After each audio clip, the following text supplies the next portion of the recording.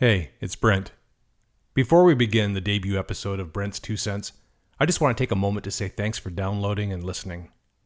I've been a podcast consumer for quite a few years, and it's really exciting to be creating my own Belizean podcast. I'm not the only one doing this, but to be honest, there are not a lot of other Belizeans podcasting yet. Hopefully, that's going to change, and in the weeks ahead, I'm going to tell you about some of the Belizean podcasts that I enjoy listening to.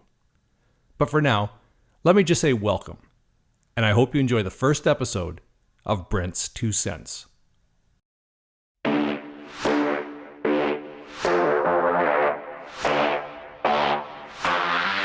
On this episode, we're talking KKK, PGIA, and UDP.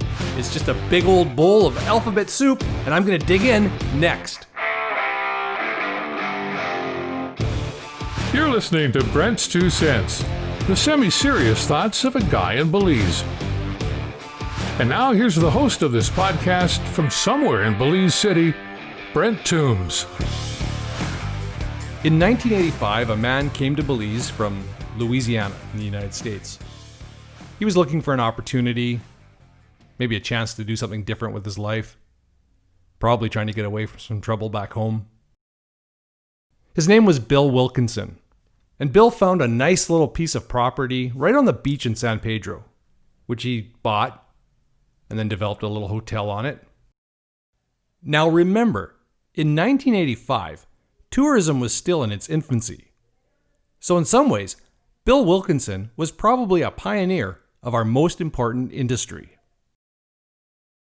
But that's not what Bill Wilkinson is most famous for.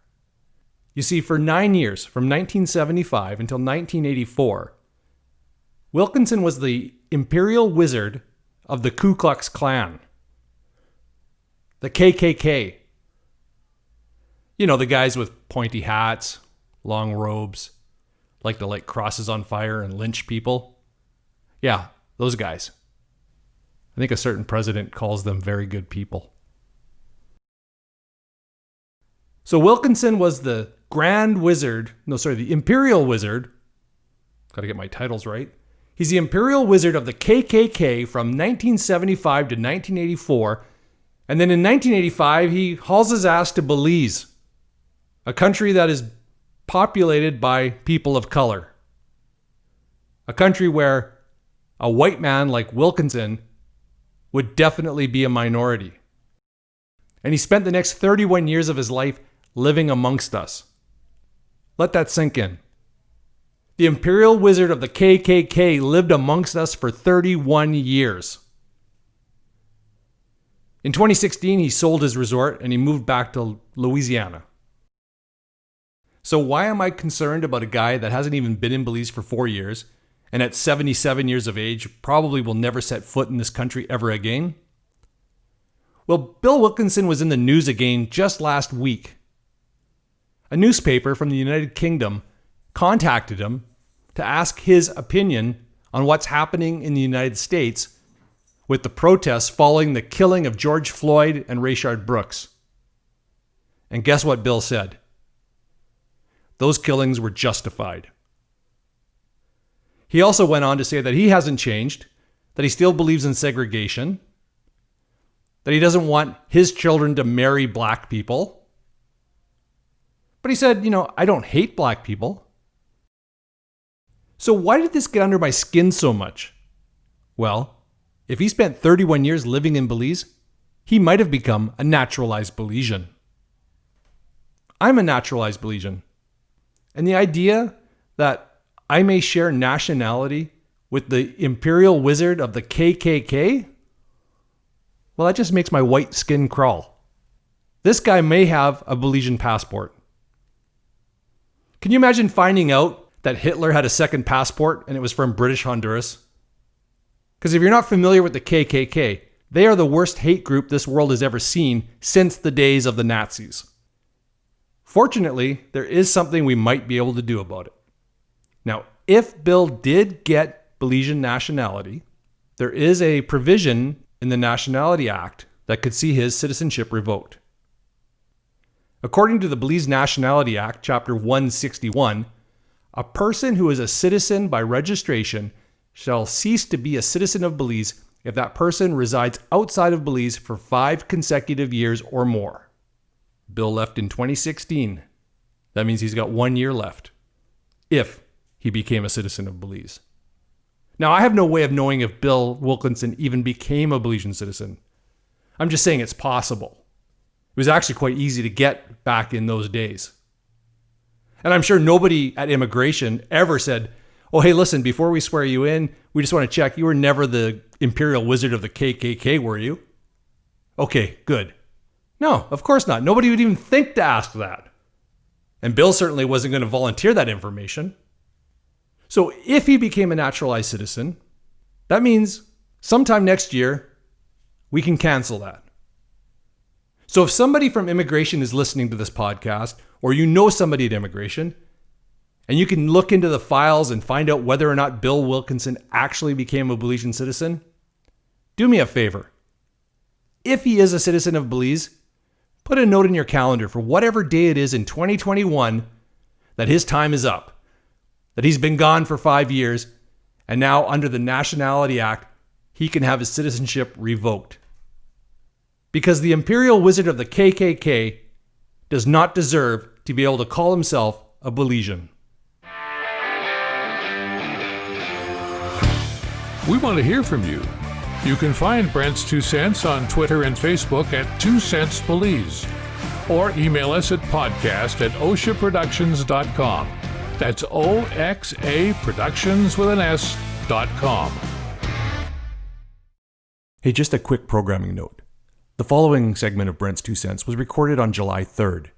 Between the time this was recorded and edited, there have been 2 additional cases of COVID-19 in Belize. So the number of recent infections is actually 12 and not 10. Thanks.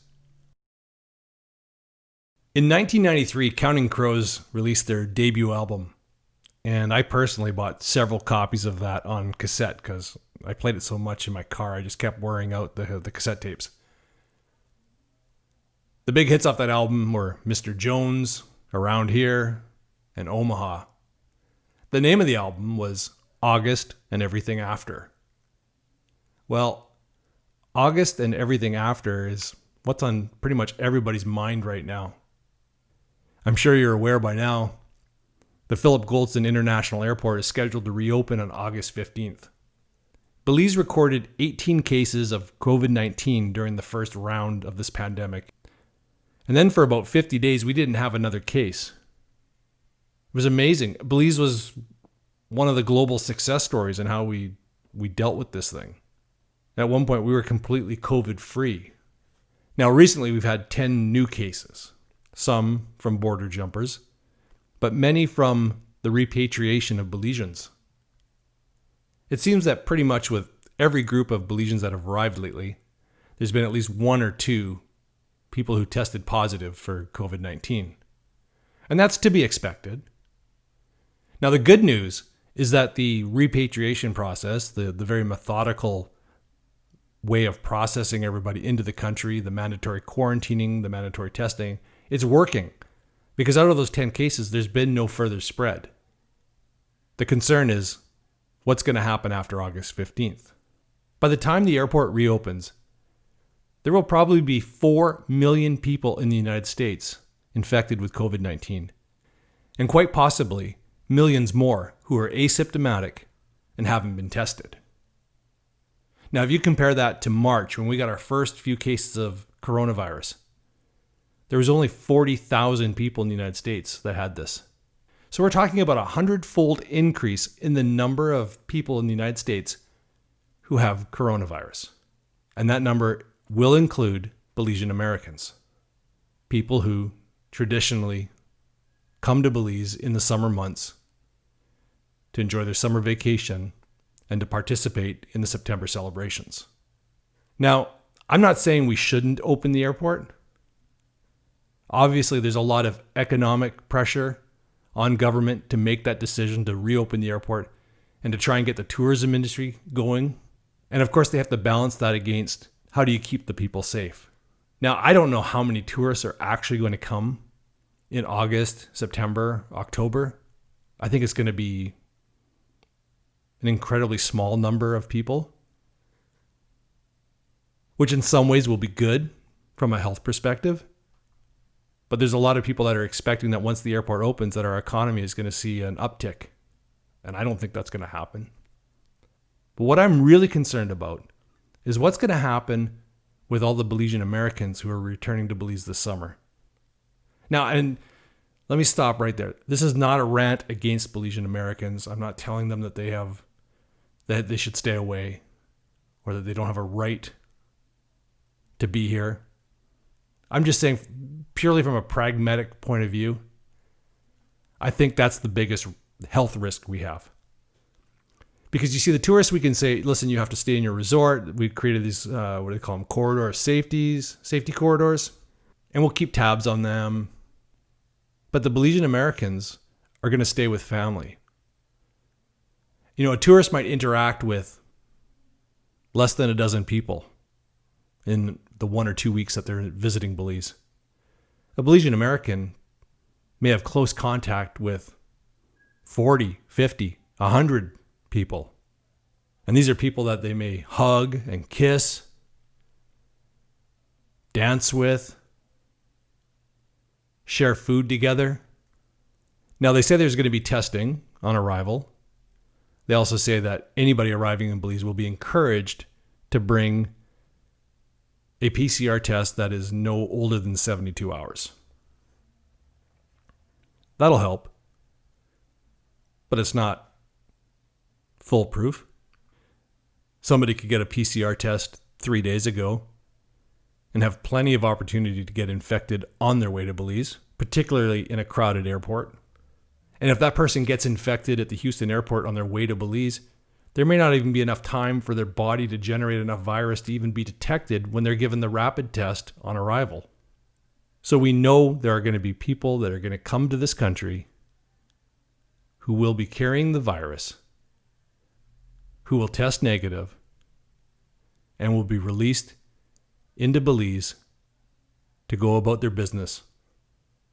And that's the frightening part, to think of the potential for real community spread this summer. And I'm sorry, I'm not trying to be the prognosticator of doom and gloom. That's not the point of this. It's just that I'm worried. A lot of people are worried. And I don't know that there's a right decision that can be made. Because we can't keep the airport closed forever. We can't keep the border closed forever. But I don't know if August 15th is the time. I don't know. Even if we are ready, I don't know if the United States of America is ready. Nothing I've seen with the way they've responded to this pandemic gives me any kind of confidence that the people that are getting on planes and heading for Belize are taking this thing seriously. So it's a tough one. And I wish I had something uplifting and optimistic to say about this. But the reality is, I think a second wave is coming. I just hope that we'll be able to contain it as well as we did the first wave of coronavirus back in March and April.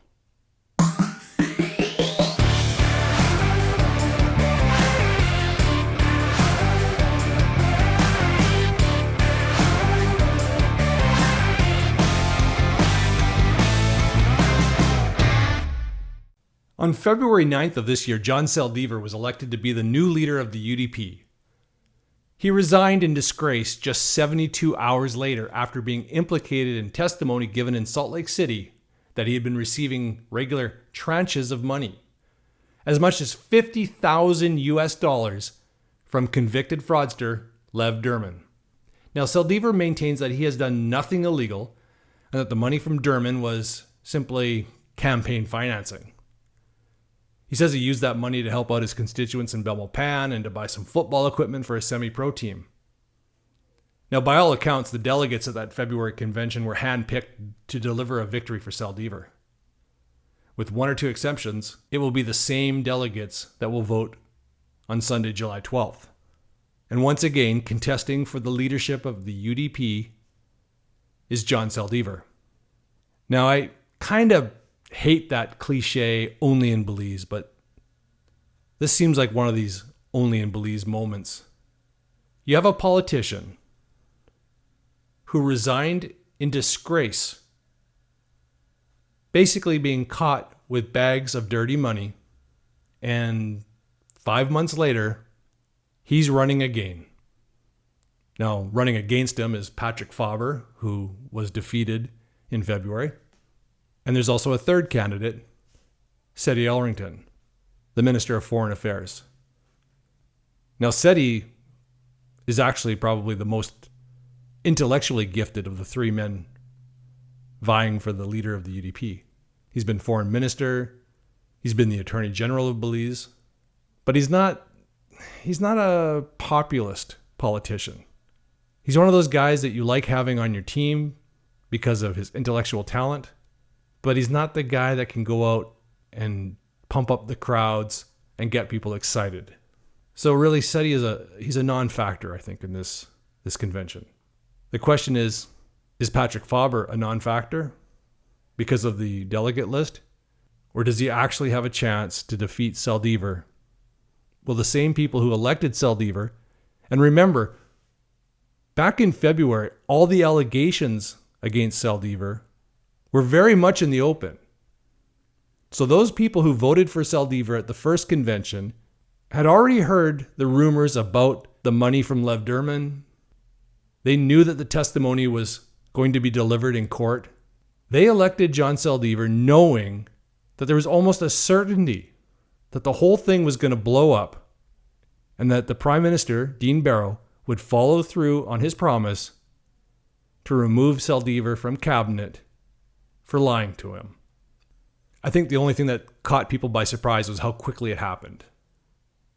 Maybe they thought that the trial in Salt Lake City would drag on for months and that by the time the damning testimony was presented, it would be too late. That Dean Barrow would have already resigned as party leader and prime minister and John Saldivar would be in charge. And he certainly wasn't going to fire himself. But it only took 72 hours from the time he was elected to be the leader-elect of the United Democratic Party until he tendered his resignation. And now 5 months later, he's running again. Now, normally I wouldn't care. I mean, this is party business. I'm not a member of the United Democratic Party. And for the record, I'm not a supporter of any political party in Belize. I have voted red, I have voted blue, and I have voted green.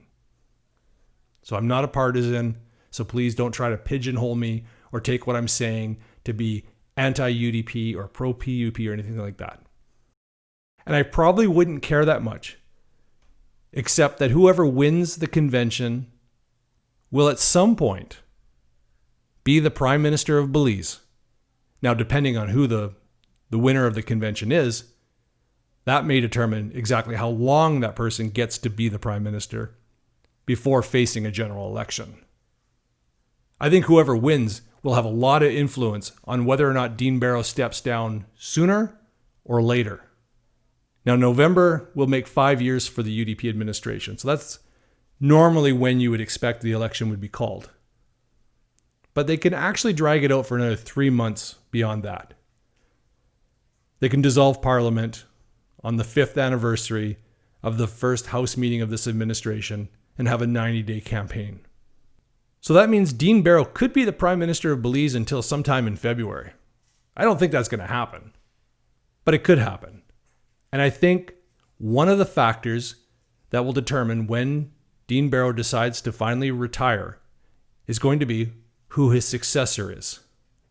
I think if Patrick Faber does win, I think there will be a transition of leadership sooner rather than later. I think Barrow will let Faber take over as Prime Minister for a month or two, so that way when he goes into the general election, he's got a little bit of prime ministerial experience under his belt. I'm not so sure he will do the same thing for Saldivar. And if I'm right about that, that's going to be humiliating for Saldivar. John Saldivar may be popular enough within his own party to still win the leadership, but he's not a very popular person in Belize. And so depending on what happens on July 12th, the big winner of the UDP convention just might be the PUP.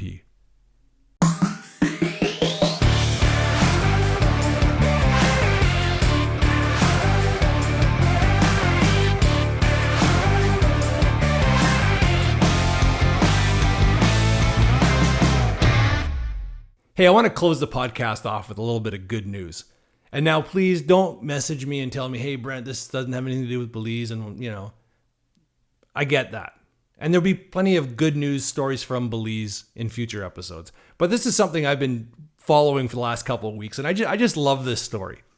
So basically, you're all familiar with Karens, right? These entitled, mostly white women that throw a complete hissy fit whenever they're, told that they can't go somewhere without a mask, or, black people come into their neighborhood and try to have a lemonade stand or something like that. So here's the story. This woman named Amber Lynn Gillis, I think that's how you pronounce her name, but I'm just going to call her Karen from now on.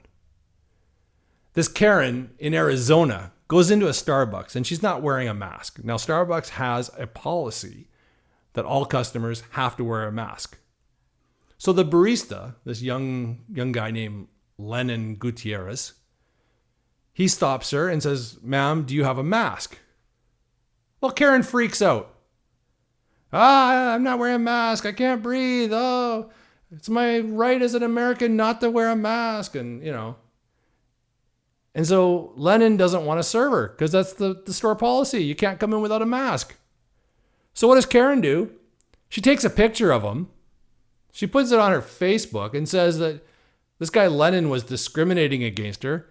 And the next time Starbucks tries to stop her from having a coffee, she's going to call the police. She's going to send the police to deal with Lennon because he tried to enforce the mask policy at a Starbucks. Well, somebody sees this post on her Facebook page, somebody who has nothing to do with Lennon, but he's kind of, a good Samaritan, or at least someone with a good sense of humor. So he starts a GoFundMe page, and he says, hey, let's throw a little money in the tip jar for Lennon. He's just thinking he's going to get a couple of bucks for the kid, right? Guy's working at Starbucks. He's making like minimum wage or whatever, plus tips. And obviously Karen wasn't tipping him. So he starts this GoFundMe campaign and says, hey, you want to give this kid some tips? Here you go. Here's the link. Well, the thing goes viral. And so far, the GoFundMe campaign for Lennon's tip jar has raised over $104,000 US. This guy's working at Starbucks. Like I say, he's probably making minimum wage, and all of a sudden he gets $104,000 US in tips for standing up to a Karen. As you can imagine, Karen's not too happy about this. She's also not happy that she was getting hammered on her social media page on Facebook. People were going to her Facebook page and just ripping her apart. And, well, this may come as a bit of a surprise, but turns out Karen's also racist. She's an anti-vaxxer. She thinks 5G internet is dangerous. And she believes that Hillary Clinton ran a pedophile ring from a pizza parlor. Oh yeah, she's all in on the conspiracies. Meanwhile, Lennon says he'll use the money that he's going to receive to pursue his dream of becoming a dance instructor. He also says he's going to give some of the money to local organizations in his community. So good for you, Lennon. You stood up to a Karen, and now you've got $104,000 in tips from people all over the United States and around the world.